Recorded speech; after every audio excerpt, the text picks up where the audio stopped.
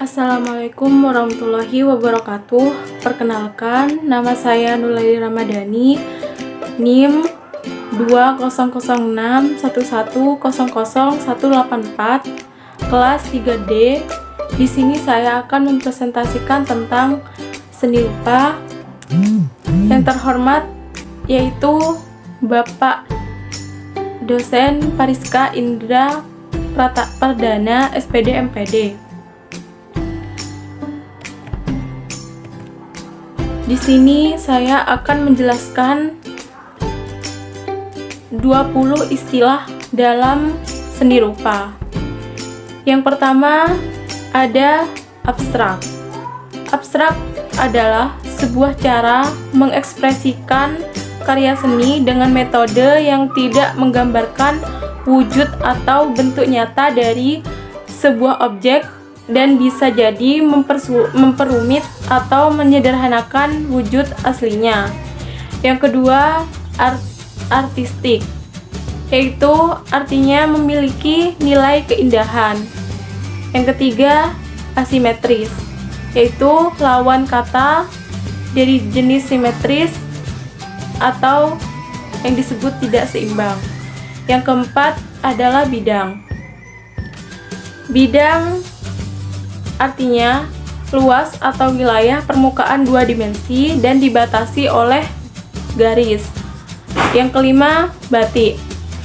Artinya teknik menggambar menggunakan canting dan malan yang dicairkan di atas kain mori kemudian dicelupkan pada pewarna pakaian tertentu. Yang keenam, balance, yang artinya keseimbangan. Biasanya diungkapkan ini digunakan untuk hal-hal yang berkaitan dengan warna ataupun campuran sebuah bahan. Yang ketujuh, dimensi, artinya ukuran yang memiliki panjang, lebar, dan tinggi. Yang kedelapan, desain, yang artinya kegiatan merancang atau pola dari karya seni 2 atau 3 dimensi ataupun mengolah seluruh unsur karya seni menjadi sebuah wujud karya seni. Yang kesembilan, dekorasi, yang artinya sebuah seni dalam merias atau memperindah suatu objek hasil karya seni, bangunan, benda, atau objek lainnya sesuai dengan keinginannya. Yang ke-10, dwimitra, yaitu dua dimensi yang memiliki dua ukuran, yaitu panjang dan lebar. Yang ke-11, estetika, artinya sama halnya dengan estetik, yaitu keindahan yang syarat atau sensitivitasnya atau perasaan. Yang ke-12, figur, yaitu istilah bahasa Inggris untuk menyatakan sebuah gambaran atau bentuk yang sesuai dengan objek, contohnya wujud gambar manusia, benda mati, dan lainnya. Yang ke-13, imajinasi, yang artinya kemampuan berpikir untuk membayangkan, menghayal, atau menggambarkan sesuatu berdasarkan pengalaman. Yang ke-14, ilustrasi, artinya karya seni yang bertujuan untuk menjelaskan atau menerangkan sebuah situasi atau suasana di mana suasana yang dimaksud dapat berupa kalimat, narasi, tarian, dan lain-lainnya. Yang ke-16, membutsir, artinya kegiatan membuat karya 3 dimensi dengan bahan tanah liat dengan cara meremas bentuk tanah menggunakan tangan dalam keadaan masih basah. Contohnya patung atau karya seni terapan seperti pot atau asbak. Yang ke-17, model, yang artinya sebuah objek dapat berupa makhluk hidup atau benda mati yang menjadi contoh untuk gambar yang dituangkan ke dalam bentuk karya seni. Yang ke-18 motif, yang artinya corak. Yang ke-19 relief, yang artinya sebuah karya seni 3 dimensi yang diukir atau ditulis di atas batu. Yang ke-20 zigzag, yang artinya motif atau pattern dengan komponen garis yang berliku-liku.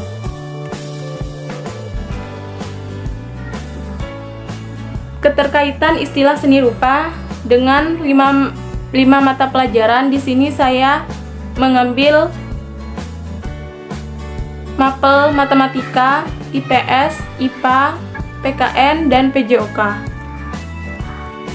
Yang pertama yaitu istilah seni rupa yang berkaitan dengan mapel matematika. Yang pertama, bidang. Dalam istilah ini berkaitan dengan pembelajaran matematika yang ada di sekolah dasar, biasanya ada pada bab geometri.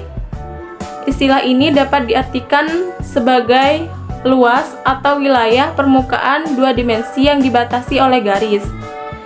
Istilah ini berkaitan dalam matematika, bertujuan untuk melatih siswa agar mampu membuat dan memahami sebuah bidang permukaan 2 dimensi dengan menggunakan penggaris atau menghitung luas dan panjang garis tersebut agar sesuai dengan yang diinginkannya. Misal dengan membuat gambar persegi, trapesium, persegi panjang, segitiga, dan lain-lainnya. Yang kedua itu dimensi.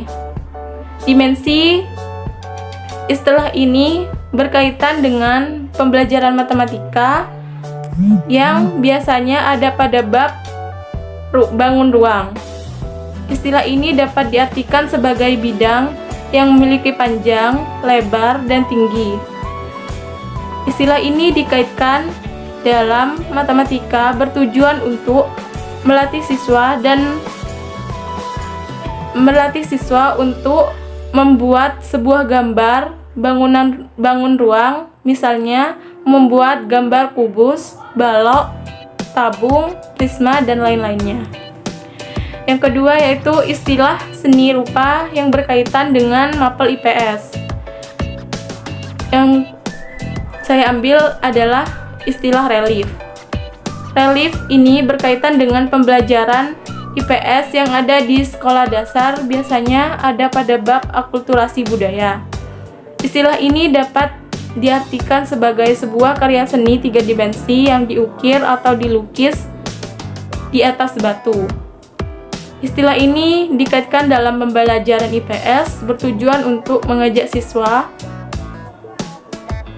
untuk belajar mengenal sejarah atau benda peninggalan-peninggalan pada zaman dahulu, misalnya relief Candi Borobudur pada dinding candi yang menggambarkan kehidupan Sang Buddha Gautama. Yang ketiga, istilah seni rupa yang berkaitan dengan mapel IPA. Yang saya ambil di sini adalah istilah model.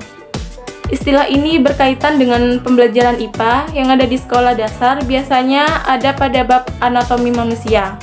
Istilah ini dapat diartikan sebagai sebuah objek, dapat berupa makhluk hidup atau benda mati yang menjadi contoh untuk dituangkan ke dalam bentuk karya seni.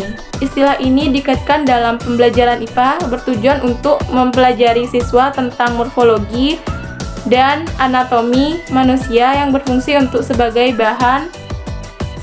alat bantu pembelajaran.